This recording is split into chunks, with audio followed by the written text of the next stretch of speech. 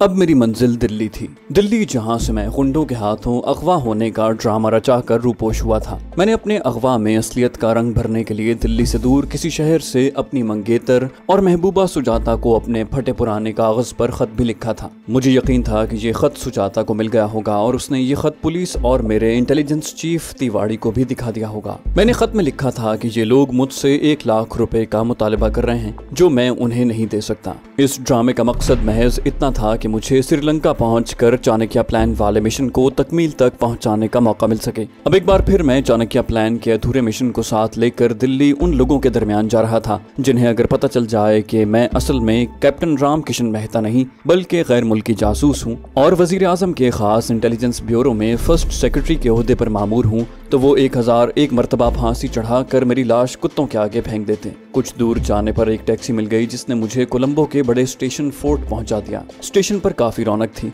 ये चहल पहल और लोगों की रौनक मेरे लिए खतरनाक साबित हो सकती थी। मैं टिकट काउंटर की तरफ आ गया। मेरे कपड़े बोसीदा और आम वर्करों जैसे थे, इसलिए मैं 3rd क्लास की कतार में जाकर खड़ा हो गया। बारी आई तो मैंने टाली मन्नार तक का 3rd क्लास का टिकट लिया और प्लेटफॉर्म की तरफ चल दिया। स्टेशन की घड़ी रात के 2:15 बजा रही थी। टाली मन्नार एक्सप्रेस अपने वक्त के मुताबिक 3:10 पर रवाना होती थी, जबकि मुझसे सुकून के साथ एक जगह बैठा नहीं जा रहा था। मैं टहलता टहलता 2nd क्लास के एक वेटिंग रूम में दाखिल हो गया। यहाँ कुछ लोग बेद की आरामदेह कुर्सियों पर टांगे पसारे आराम कर रहे थे। एक बूढ़ा सिन्हाली अपनी दाढ़ी में छोटी सी कंघी फेर रहा था। मेरी तरफ देखकर वो मुस्कुराया। मैं सीधा बाथरूम में दाखिल हो गया। कुछ वक्त बाथरूम में गुजारा। 3rd क्लास वेटिंग रूम की तरफ जाना मुनासिब नहीं था क्योंकि ये वेटिंग रूम खुली छत के नीचे था और वहाँ मुझे पुलिस के कुछ सिपाही भी कैंटीन पर खड़े चाय पीते नजर आए थे। मैं प्लेटफॉर्म पर वापस आकर बेंच पर उकड़ू बैठ गया। ट्रेन के डिब्बे प्लेटफॉर्म पर आकर लग गए। ये टाली मन्नार एक्सप्रेस के डिब्बे थे। मुसाफिरों ने हल्ला बोल दिया। मैं भी 3rd क्लास के एक डिब्बे में आकर कोने में बैठ गया।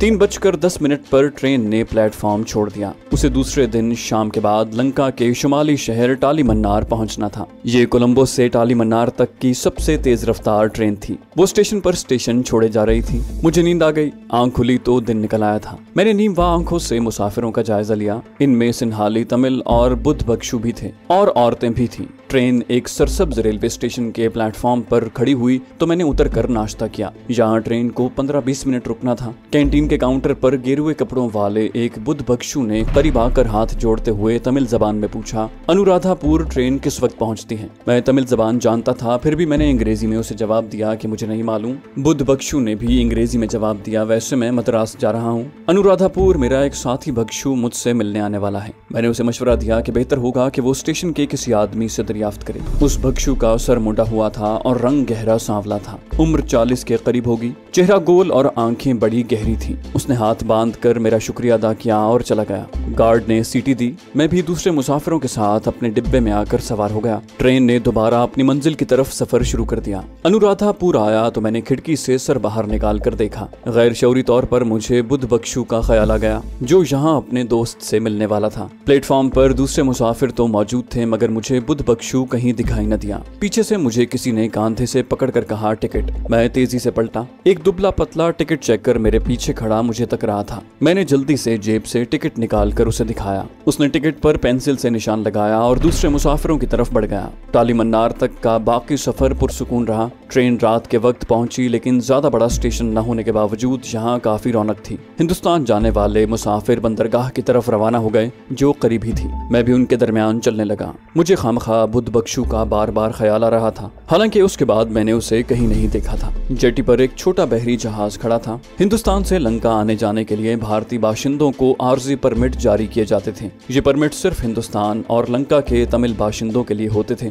जेटी के गेट पर एक कस्टम्स ऑफिसर ये परमिट जारी किया करता था। मेरी बारी आई तो कस्टम ऑफिसर ने मेरी तरफ देखे बगैर मुझसे मेरा नाम पूछा। मैंने एक फर्जी तमिल नाम बता दिया। जब तक मुझे परमिट नहीं मिला मेरा दिल जोर जोर से धड़कता रहा। परमिट लेकर मैं जेटी में दाखिल हो गया। जहाज के अर्शे पर आकर मैंने अल्लाह का शुक्र अदा किया कि अभी तक कोई नाखुशगवार वाकया नहीं हुआ। उस वक्त रात के 9 बजने वाले थे। कोई 1 घंटे बाद जहाज की सीढ़ी उठा दी गई। जेटी के लोहे की बड़ी बड़ी मेखों पर से रस्से खोलकर जहाज के ऊपर उछाल दिए गए। फिर जहाज के इंजन स्टार्ट हो गए और 3 विसल देकर जहाज ने जेटी से हटना शुरू कर दिया। टाली मन्नार से हिंदुस्तान के साहिल की रोशनियों की लकीर दिखाई देने लगी। कुछ देर बाद जहाज धनुषकोडी की जेटी के साथ आकर लग गया। यहाँ भी थोड़ी बहुत चेकिंग होती थी। मैं पूरी तरह तैयार था। सभी कस्टम वाले तमिल थे। मेरे परमिट को देखकर कस्टम ऑफिसर ने मामूल के मुताबिक फाड़ कर टोकरी में फेंका। मुझसे मेरा नाम और मद्रास का एड्रेस पूछ कर लिखा। मैंने यूं ही एक फर्जी नाम और एड्रेस उसे बता दिया। मुझे जाने की इजाजत मिल गई।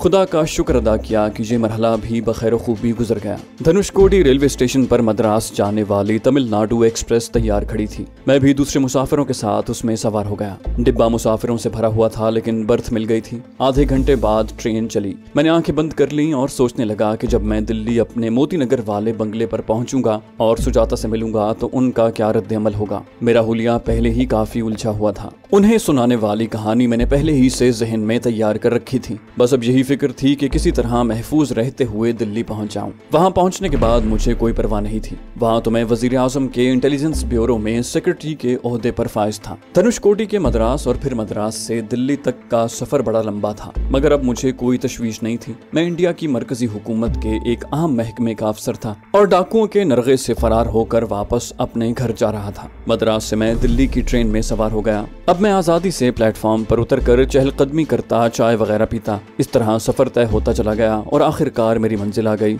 और ट्रेन सुबह के वक्त जबकि सूरज तुलू हो रहा था दिल्ली के जंक्शन में दाखिल हो गई। मैंने टैक्सी पकड़ी और सीधा अपने मोती नगर वाले बंगले पर आ गया। बंगला वीरान था। उसका छोटा गेट बंद था। मैं गेट खोलकर अंदर दाखिल हुआ तो मेरा गुरखा चौकीदार मुझे देखकर वहीं ठिठक गया। फिर उसने मुझे पहचान लिया और दौड़कर मेरे कदमों को छुआ। बोला, भगवान ने बड़ी कृपा की जी, भगवान ने बड़ी कृपा की, आप आ गए सर। ओ मेरे भगवान, मैं सुजाता बीबी को फोन करता हूँ, उनकी बहुत बुरी हालत थी। मैंने बरामदे की तरफ बढ़ते हुए कहा, मैं खुद सुजाता को फोन करता हूँ, तुम चाय तैयार करो। बड़ी मुश्किल से डाकुओं के चुंगल से निकलकर भागा हूँ। वो लोग मेरे अलावा कोई सामान भी तो चुरा कर नहीं ले गए। चौकीदार ने जल्दी से कहा, नहीं सर, सब चीजें वैसी की वैसी हैं। मुझे बेहोश करके आपको उठा कर ले गए थे सर। मुझे क्षमा कर दे, मैं होश में नहीं था, वरना अपनी जान कुर्बान कर देता। मैंने नेपाली चौकीदार की तरफ मुस्कुरा कर देखा। मैं जानता हूँ तुम बड़े बहादुर हो, मगर वो डाकू पक्के गुंडे थे, उन्होंने मुझे भी बेहोश कर दिया था। तुम जाओ, जल्दी से चाय बना कर ले आओ। मेरे छोटे से बंगले के 3 कमरे चौकीदार ने झाड़ पूंछ कर साफ सुथरे कर रखे थे। मैंने दीवार पर लगी अपनी माता जी की तस्वीर को एक नजर देखा। उन पर चौकीदार ने गेंदे के ताजा फूलों का हार डाल रखा था।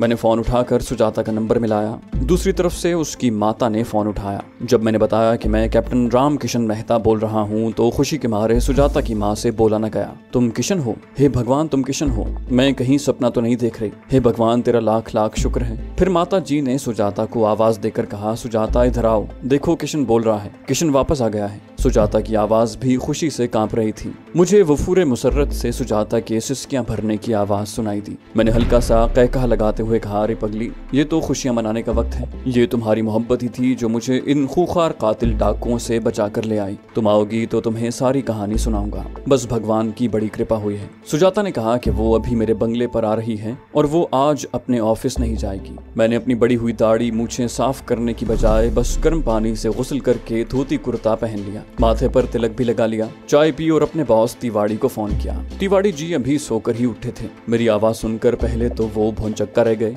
फिर बेहद खुशी और मुसर्रत का इजहार करते हुए बोले, कैप्टन मेहता, मैं तुम्हारी वापसी पर बधाई देता हूँ। इसमें कोई शक नहीं है कि हम तुम्हारी जिंदगी से निराश हो चुके थे। पुलिस और मेरे इंटेलिजेंस के आदमियों ने कोई ऐसी जगह नहीं छोड़ी कि जहाँ तुम्हें तलाश न किया गया हो। मैंने उनका शुक्रिया अदा करते हुए कहा, सर, दफ्तर आकर सारी राम कहानी सुनाऊंगा। बस यूं समझ लें कि भगवान ने मुझे बचाना था सो बचा लिया। मैं तो कातिलों के चुंगल में फंस गया था। अब आप ही सोचें कि मैं अगवा की रकम कहां से अदा कर सकता था। पीछे मेरा कौन था और किसके पास इतनी रकम थी? वो लोग तो मुझे 2-1 रोज में कत्ल करने वाले थे कि एक बूढ़े डाकू को दिल में रहम आ गया और उसने मुझे गार से निकाल कर जंगल में भगा दिया। दफ्तर आकर सारी बात सुना दूंगा। वशराम बाबू को मेरा प्रणाम कहिएगा। तिवाड़ी बोला, वशराम को तुम घर पर फोन करके ये खुशखबरी सुना दो। और तिवाड़ी ने मुझे उसका फोन नंबर बताया, जो मैंने लिख लिया। ये उसके नए मकान का फोन नंबर था। तिवाड़ी ने बताया कि मेरे दफ्तर के दूसरे साथी भी मेरे बारे में बड़े परेशान थे और अब वो मेरी वापसी का सुनकर बड़े खुश होंगे। मैंने उन सब का शुक्रिया अदा करते हुए फोन बंद कर दिया।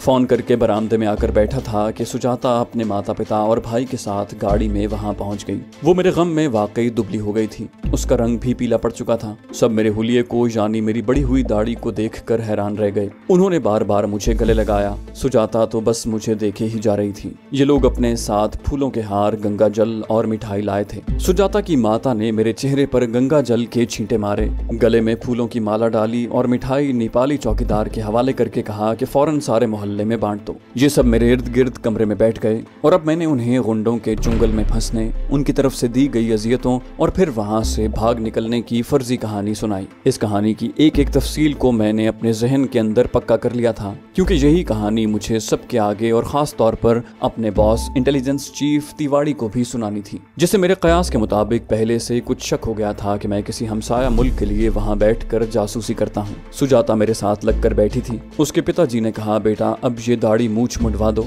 तुम्हारा तो हुलिया ही बदल गया है। मैंने कहा, पिताजी मैं बड़े खूनी गुंडों में फंस गया था, बस भगवान ने बड़ी दया की कि मैं बचकर निकल आया हूँ। सुजाता का हवाला देते हुए उसकी माता और भाई ने बताया कि उन्हें मेरा खत मिल गया था। माताजी बोली, पर उसके बाद तेरी तरफ से कोई खबर ना आई। हम तो गम से निढाल हो गए थे। तेरी बहन कृष्णा भी बड़ी परेशान थी। उसको तुमने बताया कि तुम आ गए। अब मुझे ख्याल आया कि मैंने दिल्ली वाली अपनी बहन कृष्णा को तो फोन ही नहीं किया। तब मुझे बम्बई वाले चचा दुर्गा प्रसाद का भी ख्याल आया कि मैंने उन्हें भी इत्तला नहीं की। असल में ये मेरे सगे रिश्तेदार होते तो मुझे ख्याल भी आता। मैंने इंतहाई नदामत का इजहार करते हुए फौरन कृष्णा बहन को दिल्ली उसके घर फोन किया। खुशी के मारे उससे भी बोला न गया। मैं 1.25 माह बाद जैसे दोबारा जिंदा होकर वापस आया था। बम्बई वाले चचा को भी मैंने फोन पर अपने आने की खबर कर दी। सुजाता को पिताजी ने कहा, डाकुओं की तरफ से सिर्फ एक बार तुम्हारी रिहाई के एवज शायद 1 लाख रुपए की रकम तलब की गई थी। बेटा हमारे पास इतनी रकम होती तो हम उसी वक्त तुम्हें रिहा करवा लेते। मैंने कहा, पिताजी आपने मेरे बारे में इतना ख्याल तो किया।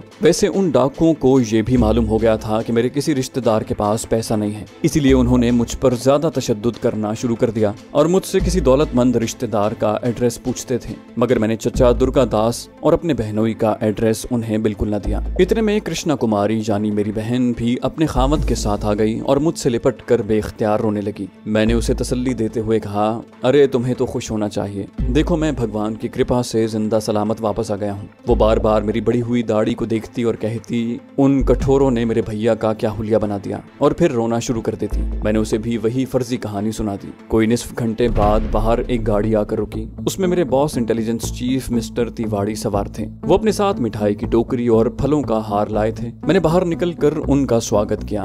उन्होंने मुझे गले लगाते हुए कहा, कैप्टन मेहता तुमने तो ऋषि मुनियों वाली दाढ़ी बढ़ा ली है। मैंने कहा, सर पिछले जन्म में कोई अच्छा कर्म किया था शायद, जिसके बदले उन गुंडों से जान बचाकर भाग आया हूँ। 2.25 महीने मध्य प्रदेश के जंगलों की गारों में बंद रहा। हर वक्त जान के लाले पड़े रहते थे। शेव करने की कहाँ फुर्सत थी। तिवाड़ी ने मुझे हार पहनाया, सुजाता की माता पिता को प्रणाम किया और मेरे खैरियत से वापस आ जाने पर मुबारकबाद दी। मैंने उन्हें अपनी फर्जी कहानी सुनाई। वो बड़े गौर से मेरी बातों को सुनते रहे। ऐनक के पीछे मुझे उनकी आंखें पहले से ज्यादा बड़ी मालूम हो रही थीं। कहने लगे, मध्य प्रदेश पुलिस को भी हमने चौकस कर दिया था, मगर ये किसी नए डाकुओं का गिरोह लगता है। मैं तो इस बात पर हैरान हूँ कैप्टन मेहता कि उन्होंने दिल्ली आकर खास तौर पर तुम्हें क्यों अगवा किया। ये बड़ी जुमानी बात थी। मैंने अपने हवास को काबू में रखा और जल्दी से कहा, सर ये बात मैंने उन डाकुओं से भी पूछी थी। उनके सरदार ने दांत पीस कर जवाब दिया था कि हमने राजधानी के बड़े बड़े अफसरों को अगवा करके उनके इवज भारी रकम हासिल करने का प्रोग्राम बनाया था, मगर तुम्हारे तजुर्बे ने साबित कर दिया है कि अफसरों के पास रिश्वत की भी रकम नहीं होती। वो लोग तो सर रकम न मिलने की वजह से अब मुझे कत्ल करने का सोच रहे थे कि उनके एक बूढ़े साथी के दिल में भगवान ने दया डाल दी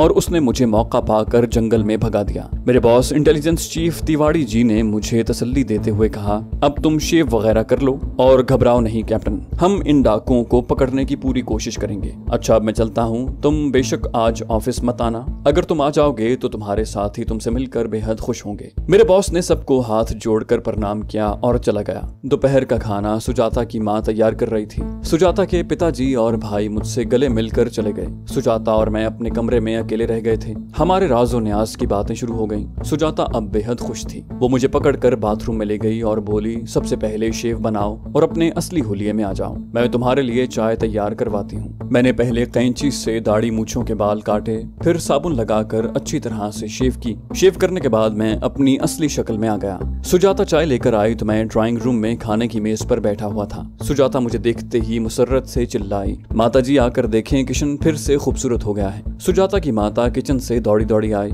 मुझे शेव के बाद असली हुलिये में देखकर उन्होंने मेरी बलाएं ली। दीवार पर टंगी कृष्ण भगवान की तस्वीर को जाकर प्रणाम किया और नौकरानी से कहा, जल्दी से बाजार जाकर नारियल ले आ, मैं भगवान कृष्ण की आरती उतारूंगी। दोपहर की फ्लाइट से मेरे बंबई वाले चाचा भी अपनी पत्नी के हमरा आ गए। उन्होंने मुझे गले लगाकर आशीर्वाद दी, फूलों के हार डाले, मिठाई तकसीम की। उन्हें भी अपने अगवा और फरार की फर्जी कहानी सुनानी पड़ी। खाना खाने के बाद मैं खाना पूरी करने की खातिर अपने दफ्तर गया। दफ्तर के साथ ही बेहद खुश थे। बारी बारी सबसे गले मिलने और मिठाई वगैरह खाने के बाद इंटेलिजेंस चीफ मिस्टर तिवाड़ी के कमरे में महफिल लगी। मैंने सबको अपने अगवा और फरार की सनसनीखेज कहानी सुनाई। घंटा 1.5 घंटा दफ्तर में गुजारने के बाद मैं वापस आ गया। सुजाता और उसकी माताजी मेरे बंगले पर ही थे। मेरी बड़ी बहन कृष्णा मुझे एक तरफ ले जाकर समझाने लगी कि अब मुझे सुजाता से ब्याह कर लेना चाहिए। मैंने उसे बताया कि अगले बरस तरक्की के बाद मैं सुजाता से ब्याह कर लूंगा। 10 बजे रात सब लोग अपने अपने घरों को चले गए। सिर्फ मेरे बंबई वाले चचा दुर्गा प्रसाद अपनी पत्नी के साथ मेरे बंगले पर रह गए। उनकी सीट अगले रोज दोपहर की फ्लाइट में बुक थी।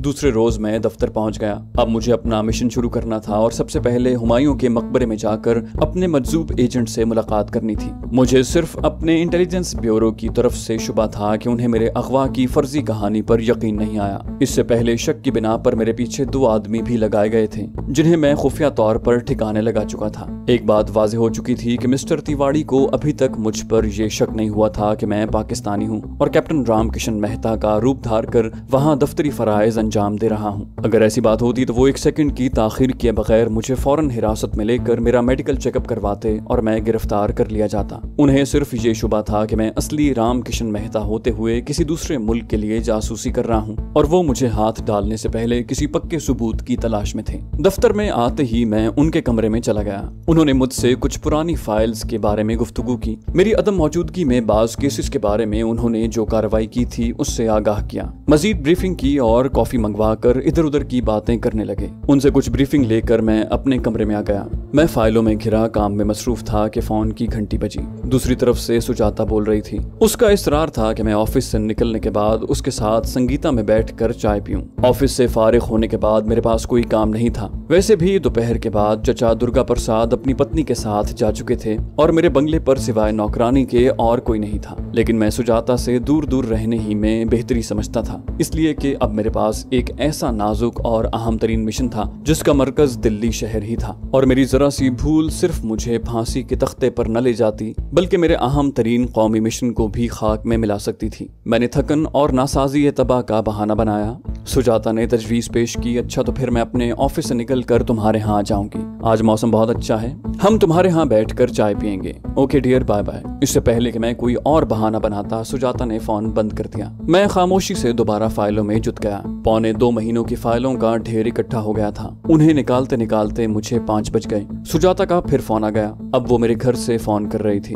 बोली, डियर ये तुम अब तक ऑफिस में क्या कर रहे हो? मैंने कुर्सी की पुश्त से टेक लगाते हुए कहा, कई दिनों के बाद दफ्तर आया हूँ, फाइलों के ढेर में गुम हूँ। सुजाता ने कहा, और मैं यहाँ बैठी तुम्हारी राह देख रही हूँ। प्रीतम जी अब घर की तरफ चल पड़िए, मैं आपके बेडरूम से फोन कर रही हूँ। मेरे बेडरूम में ऐसी कोई मुश्तबा शय नहीं थी। मेरे पास सिर्फ एक ही छोटा सा रेडियो वायरलेस सेट था जिसे मैंने अपने बंगले के अकबी बाग में एक दरख्त के चबूतरे में छुपा रखा था। चूंकि लंका के एजेंट की तरफ से मुझे मकबरा हुमायूं में मौजूद मजजूब एजेंट से मिलने की हिदायत मिली थी, इसलिए पाकिस्तान में अपने बॉस से वायरलेस पर बात करने की जरूरत नहीं थी। मैंने आने के थोड़ी देर बाद ही दरख्त के नीचे जाकर चबूतरे की ईंट उठाकर रेडियो वायरलेस सेट को देखकर अपनी तसल्ली कर ली थी। मैंने सुजाता से कहा कि मैं आ रहा हूँ। फोन बंद किया, फाइलों के ढेर को एक तरफ किया। मोती नगर तक पहुंचते पहुंचते शाम का झटपटा रात के इब्तिदाई अंधेरे में बदल गया। गाड़ी अपने बंगले के छोटे से गैराज के छप्पर के नीचे खड़ी करने के बाद मैं चाबी घुमाता अपने बेडरूम की तरफ बढ़ा। सुजाता बेडरूम में मेरे बिस्तर पर नीम दराज एक फिल्मी रिसाला पढ़ रही थी।